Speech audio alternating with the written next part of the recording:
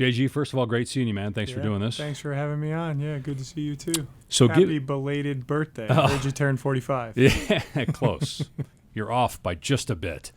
JG, when you start to get to this point, you'll see it in the future. They're no longer happy. Nah. They're just birthdays. They're just birthdays. But I appreciate it, buddy. They're Thank you. Birthdays, yeah. Thank you. So, first of all, what year 1 to year 2 for you, when you think about the differences that you've noticed so far, what's easier?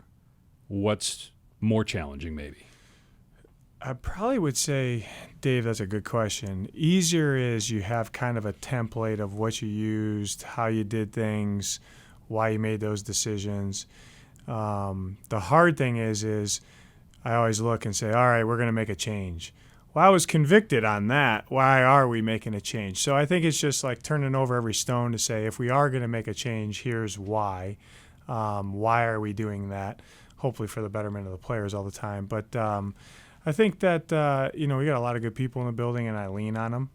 And so I take their input and their opinion and then ultimately make the decision. But it's probably a double-edged sword, like things that you're convicted on. You always want to look at everything. How can we make it better? And then sometimes it's like, well, I'm not just going to change the change. This was really good, and let's keep it good, So other things, you might say, can we make it better? Let's change it. So roundabout way, sticking with your convictions, but always growing. I've talked with and worked with a lot of coaches over the years that give up play calling. That's what they loved, but gave it up for obvious reasons. You're running now a whole franchise, or in college, which it is a franchise. It is just called college football, but it's the same thing, and probably even more duties with college football. And a lot of those guys miss it. When you look back, how hard was it to not jump in? I'm sure you were collaborative, obviously, with Nick, but how hard was it for you? That's a great question. Not hard, because I was convicted how I wanted to set things up when I got here, how I saw the seat that I'm in now, what I wanted to do and accomplish with that seat. But I will say, so it wasn't hard to say, hey, you're running the defense, you're calling it, I'm not going to do that. The one thing I joke about that I miss is calling the game. But, obviously, we were running how I wanted to run, so it's all good. But that's the one thing, get your heart pumping a little bit on game day when you're calling it. Sure. And you do miss that a little bit as a play caller. So I understand why guys don't want to give that up. You know what I mean? I totally get it. But for me, knowing myself, how we're set up, the people we have in place, I feel really good about how we're operating. In terms of preparation for a game management, player relationships, working with your staff, what do you think you learned the most from that experience as a head coach? Yeah, I think you just hit it all. Those are the big ones. I would think that I would say this: you have to be intentional, and I am intentional, but you got to check in with the players every day, all of them.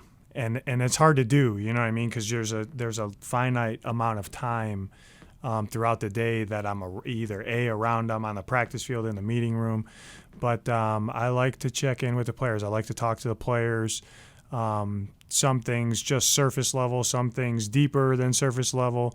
I ask their opinions. I value what they're feeling, what they're seeing.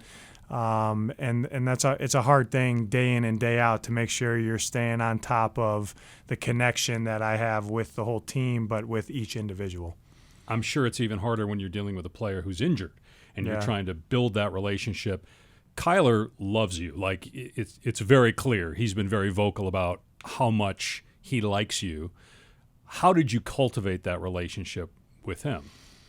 I think kind of just natural, honestly, Dave. I think, you always want to have a relationship with all the players. Him being in kind of a different spot, being injured when I got here, we spent a lot of time in the offseason getting to know one another, and then he was kind of on a different plan, a different track than most of the team. So that was a little bit different for me as well, navigating that. Our relationship has been awesome. I think it's going to go to another level. I think it can still grow, as any relationship can. But it comes from a place of we understand each other, we trust each other. He knows I have the best interest of him in mind, and I think he does for me too. So it's been really cool. But I look forward to that growing as we get going. I did an NBA playoff game in Oklahoma City last year, Mavs Thunder. I did three games in that series, but it was game 2 in Oklahoma City, and I'm just, at center court kind of getting ready for the game, and I look down to my right, and I see Kyler down there with a bunch of players. Yeah. He obviously took care of that. He brought the guys with him, got them tickets. They went to Norman as well to visit OU. Yeah. You hear the story about him going to Los Angeles, paying for a mansion for the guys to work out. How far, because again, you've been around a lot of players, a lot of leaders, how far does that go? Really far.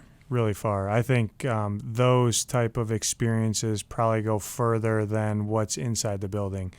And, just for him to do that, obviously, it shows what kind of person he is, not necessarily football player or the quarterback or whatever you want to say, just the person that he is. He likes to connect, and he's tight with a lot of those guys. So that it's cool for those guys to spend time with each other. Honestly, I'm disappointed I didn't get the invite to either one of them. Like, I would have loved to go to L.A. and be in the mansion and go get good dinner. You know what I mean? I would have loved to see the playoff game, and I didn't get an invite. So, obviously, as much as you say that he likes me, we're not on that level yet because I didn't get an invite to either one. What excites you? I hope he hears this, too, because I'm mad. I have no idea if he listens to this or not. I'm not sure anybody listens to this. Kidding. Everybody listens to this, Dave. I know Wolf does not. I know for a fact. Wolf has no idea this podcast even exists. Wolf, I think, was playing for the Browns, by the way, when you were growing up. He was Bill Belichick's special teams captain in Cleveland. He was, I don't know if you remember that. Yeah, we talked about it. He lived pretty close to where I grew up. Yeah, it was pretty cool.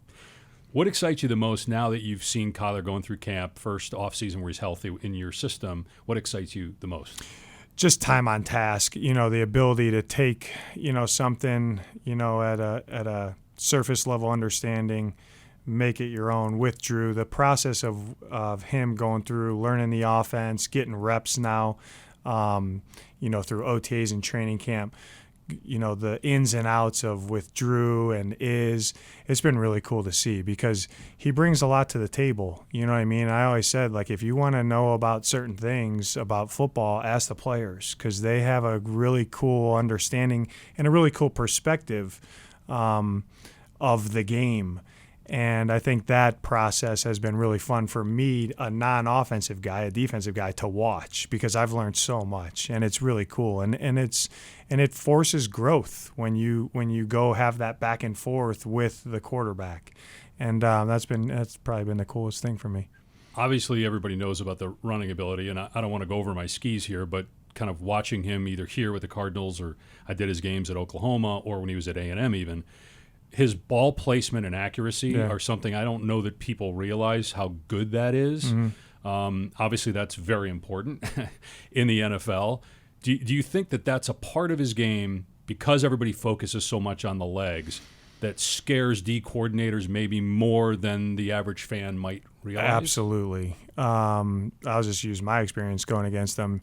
I think everyone sees the plays that he makes with his legs, and those are the wow splash plays, right? But to me, when you play when we're getting ready to play him and what he did last year, when you play a coverage perfectly and the coverage player is in perfect position and you tell that coverage player, if you get in this position when the ball comes to you, you're going to make that play more times than not. And because of the accuracy of the throw, that guy doesn't make that play, that scares you.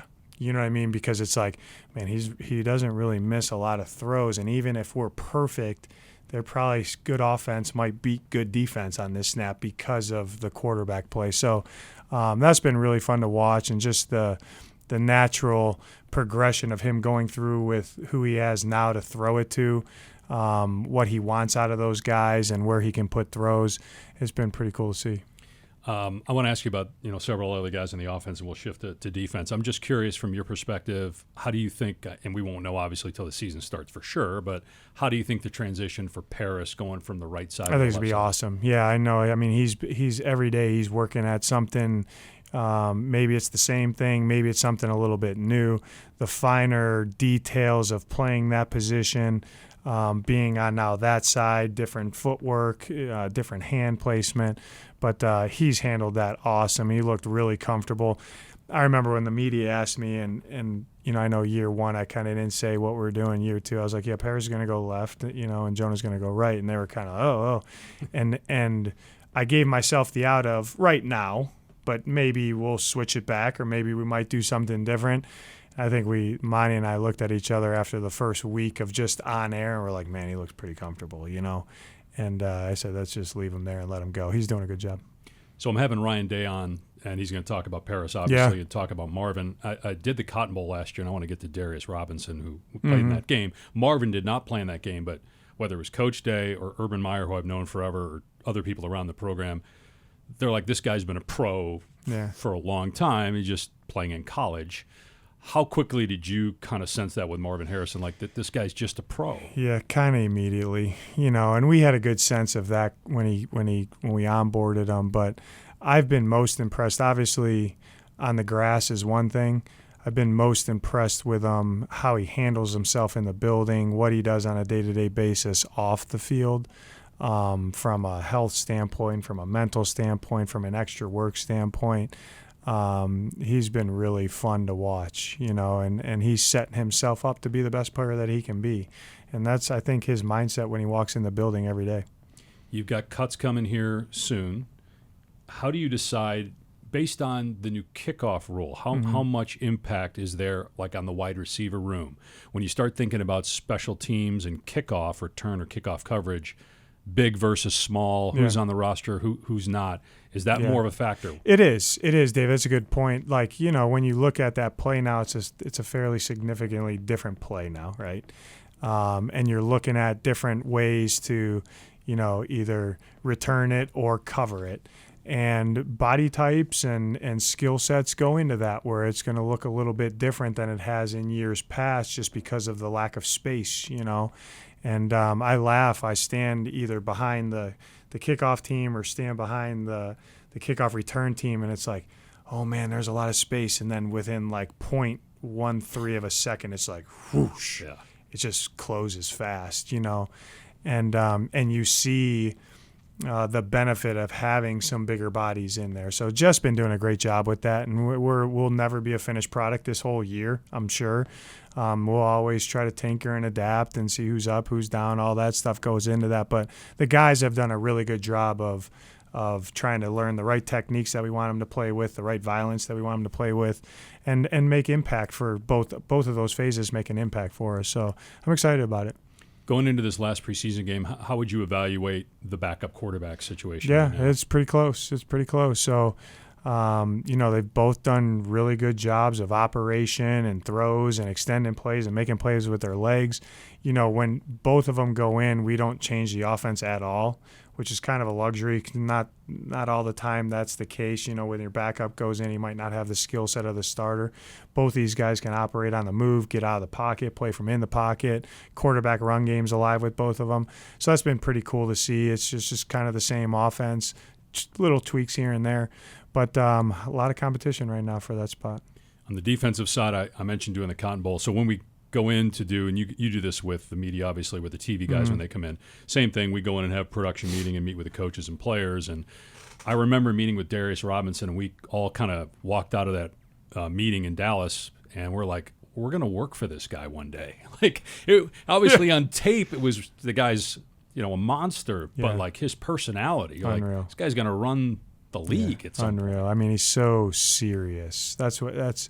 He's a very serious person, and he's about business. And, what he's brought to the table, like Marvin, on the field, the grass is one thing, but on a day-to-day in the building, what he's doing outside of the building, what he's doing to prepare and all those things, he really is a very serious person. He's detailed and he's serious, and he's doing well. With B.J. Ojulari going down, obviously that's a big loss, and I'm not dumb enough to think you're going to divulge here in a podcast all the things you're going to do defensively this year, so I'm not going to ask you. But in terms of the growth of guys like Zaven Collins and the expectation for him, especially now with BJ gone. Yeah. How have you seen him in year 2 playing that position? Because I don't think he played it at Tulsa. Yeah. If he did, it was very rarely. Very rarely. How do you think he's coming along? Great. I think that, when we came back for OTAs before they left, for their break in the winter. It's not winter here, but the winter months because it's still hot here. But here's a couple things, like as you take a little break and then get going, like you have to do these things better. And here's a plan to do that. And he really took that to heart, and he put himself all into that. And he came back, and you could see that he fixed some problems that he knew he had. But here, what's our way to solve those? And he's worked hand in hand with Rob, and obviously a big loss with BJ going down, but other guys got to pick up the slack. You know what I mean? And we got to figure out as a staff and coaches to put guys in the right position to make plays for us. And then, everyone has to uptick their game. That's always, it doesn't matter if everyone's healthy or not. But I think they know, too, the sense of urgency that we need to pick our game up as a collective whole to fill in for that, the missed games by BJ. The front, the big guys, the new guys who we haven't seen in preseason games this year, but we'll obviously see in Buffalo. Yep. What should we look forward to? Yeah, I mean, they can make plays. They're impact players. They can make plays. Like, we play different spacings and different fronts and things like that. They're KT, Bilal, and JJ, they're extremely smart. They have a cool skill set. All three of them are a little bit different. And then obviously adding D-Rob into that mix. And then the guys that we got coming back, it's gonna be cool to see them cut it loose come Buffalo. But they've done a good job of I wouldn't say buying into how we want them to play, because they really played like that. That's what one of the reasons that was we were attracted to them when we got them in the offseason. All those guys, either from another team or from college, was how they played. And, you can teach that and you can demand it and you can have a standard for that. Some guys, it's just natural. They want to line up and go at it pretty good. And those guys all did. So it was an easy signing from that standpoint. These guys play the way we want them to play. So I'm excited for all of them. And I would assume, too, games played. That seemed like a common denominator with guys you brought in, guys that were available. Playing a lot. Yeah, I mean, and injuries hurt. You know how it is, Pasch. Like, you never know. It's kind of that unknown known, sure. Or that known unknown. Guys are going to get nicked, but all those guys have been available. I think it's a testament to what they do with their bodies and their health. All of them have chefs and different things that they use, to keep themselves ready to go. And, I remember JJ talked to the team about his routine and what he does to get ready on a week in and week out basis. And it was phenomenal. I mean, it was I think everyone walked out of the meeting and was like, whoa, But that just goes to show you, like, it's important to those guys, and they understand the importance of that, what you're doing off the field to make sure that you're on the field. Mack Wilson, how have you seen him integrated into the defense, and what are your expectations there? Awesome. I think he's going to be a premier player for us. He's going to do a little bit of everything. The skill set's very unique. He can play stacked. He can play on the line. He can rush. He can drop. He can play in coverage. He's got elite violence, as I would say. When he hits you, he hits you. I always put guys into two categories. There's tacklers and there's hitters, and he's a hitter. And it's I'm excited. We were just talking about him this morning. I'm excited to see him, how we deploy him, the things that he can do to impact the game for us. And he's been an awesome guy to get to know, because he is all about ball. He's another guy. He's a very serious person. I was going to say, that seems, again, like you have, and I've talked to Tamani about this as well, like a certain type of person as well as a player, toughness, availability, all those things you're looking for. When you evaluate corners, and there's a battle for the number 2 corner spot, how much does that come into play? Willingness to tackle, coming up and run support, all those things. Yeah, run defense is all 11, you know what I mean? So the standard is the standard how we play. It doesn't matter if you play nose tackle or corner or safety or inside linebacker. That's how we play. And all our guys, because of the fabric of their character and how they get down, they do that. So that's been an awesome competition to see. It's still not done. And I'm sure that, too, will be ever-evolving as the season gets going, too. You know what I mean? It can look a lot of different ways, and that's okay. But I'm excited about all those guys. Am I wrong to say that safety is your baby? One of your babies? One of my babies. That's probably my baby. So Jalen Thompson. We got two good ones. Yeah. What stands out to you the most? Because sometimes safeties don't get talked about unless you see him make a pick. Or a bad play. Yeah, bad play. I always laugh. I say that I always say with the safety position, this is just my opinion. The first thing that I use to kind of talk about the safety position, the first word I would use, I don't go to physical skill set first. I go to the word reliability. And for what we ask those guys to do, two very multiple guys, and add Rabbit and Joey Blunt and Dre into that, D Hall into that right now. What we ask those guys to do is play a hybrid position. There is no such thing in our defense, and really, in my opinion, in football anymore, the box safety or the post safety. Like it's 2000 when you're trying to defend offenses in 2024, that's no longer, in my opinion. People, I guess, try to do it, but whatever. They do a lot for us, and they do a lot pre-snap with communication and calls and checks and, all those things. So they got to be quick processors. They got to be smart. They got to know what is going on, not just their position, but the other positions as well. They got to process, and then they got to play, and we put those guys in different spots. But I like where that safety room is right now. You mentioned Rabbit, Taylor Demerson, yeah. Dadrian Taylor Demerson, for people that maybe hear Taylor Demerson and think Taylor's his first name, but when we're calling it, sometimes you just call the last name. Yeah. Hyphenated. Yeah. What stands out to you about him? The speed is, everybody knows about that. Yeah. And we've seen that on display some of the games. Yeah, I would think that. I mean, like you see where he has range, you see violence when he's a hitter. He can make tackles, but he's trying to hit you, knock you out a little bit. He's got good coverage ability. He's got really good range.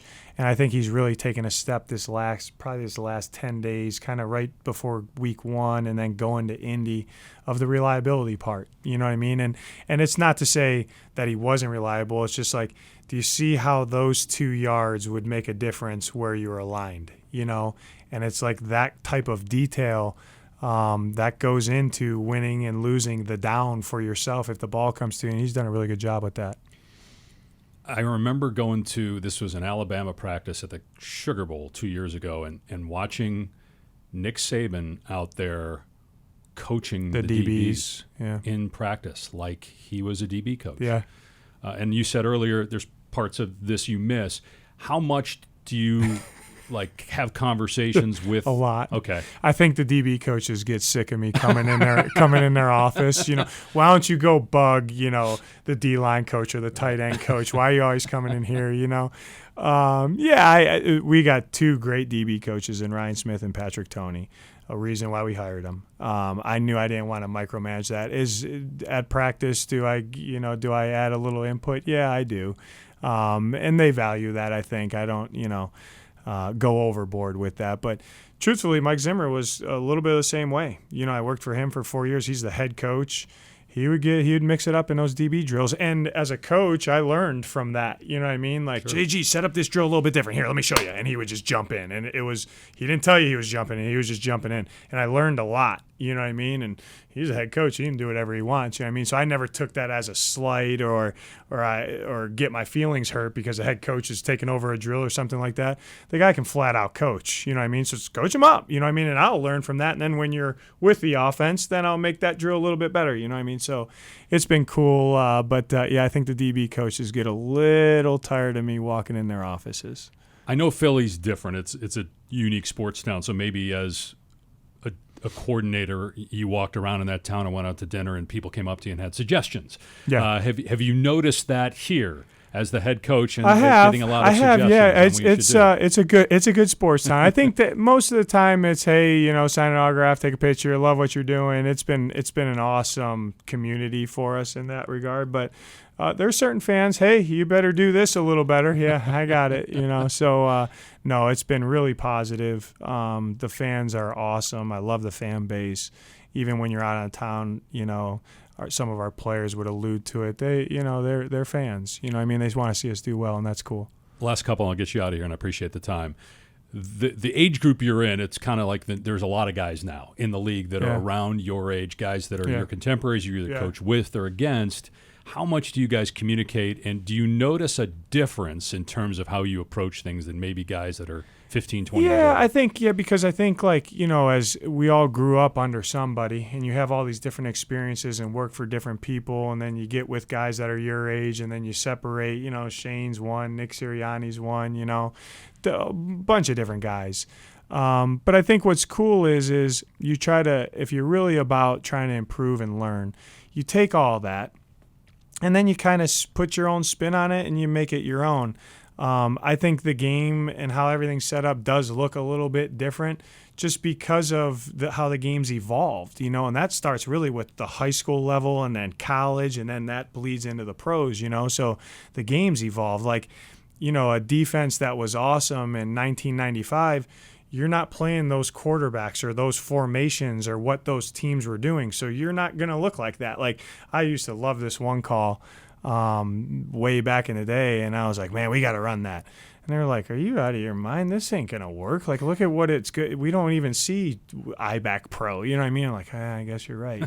So I think you just got to continually adapt and evolve and learn to stay not even ahead of the curve, to stay with the curve, But that's the cool thing about ball.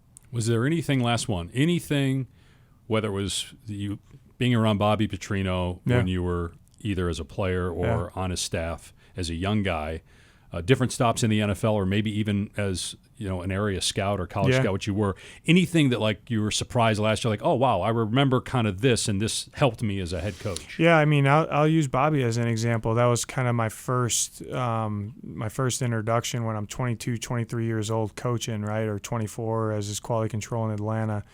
Like, the amount of detail that goes into planning a practice to maximize every minute was like awe-inspiring to me. You know what I mean? And it was like, man, is that what it takes? Like, yeah, that's what it takes, And that always stuck with me, just like whatever job, whatever role you have, you better max out, because if you don't, you're going to get passed. You know what I mean? And it'll show, And that was always one thing that I kind of took away is the minute I started, man, you better be all in, and you better be thinking about it constantly. You know what I mean? You better be poking holes, and you better be go over it once, go over it twice, go over it again, probably go over it again. You know what I mean? Because sure enough, there'll be times, oh yeah, I'll just wing it out there. You're going to be swimming upstream. So that was one thing that I thought was always cool, that I learned at a quick age, or at a young age, very quickly. If you want to do this, you better be detailed out. I completely can see that with you. Like, your energy, do you wake up this way? Like, fired up? Do you ever tell, like, man, after I'm I hit exhausted? the cold tub, I do. After I plunge, I get it going. But so you do the plunge every day, by the way? Almost every day. I get my 12 minutes a day, 12 minutes a week. So it's different days. I kind of got different routines in the morning depending on what the day is. But honestly, Dave, like, I haven't worked a day in my life. Like, so it's like I'm rip roaring. I got to watch. I don't speed to get to the building because I want to get in the building. You know what I mean? And I love my time at home. It's not that. It's like I say, like, I enjoy being here. It's not hard for me to have energy and enthusiasm about what I'm doing, because honestly, it comes from gratitude. Like, I'm lucky to be doing what I'm doing. So, and I really believe that. And a lot of people help me get to where I'm at. So it'd be like, you know what, if you're not all in and you don't have that attitude and you walk around the building with your head down, like, what are you really doing? You know what I mean? So I think that's honestly just kind of who I am. Well, we're glad to have you, man. It's been great, Coach. Yeah. Appreciate the time, and can't wait to see what the season holds for us. All right. Thank you.